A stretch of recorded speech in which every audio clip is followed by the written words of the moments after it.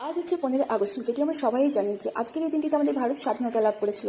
কিন্তু আমরা অনেকে হয়তো জানি না যে এটি হচ্ছে 78তম স্বাধীনতা দিবসের দিন, যেটি আজকে আমরা উদযাপন করবো আমাদের এই ছোট্ট বিদ্যালয়ে। কিন্তু বিদ্যালয়ে এসে দেখি যে তালা মারা, কারণ একজন কাছে চাবি ছিল, সে এসেছে লেট করে। তারপরে এদিকে আমাদের সবকিছু যোগাযন্ত্র হয়ে গেছে, এদিকে পতাকা উত্তোলনের জন্য সবকিছু রেডি।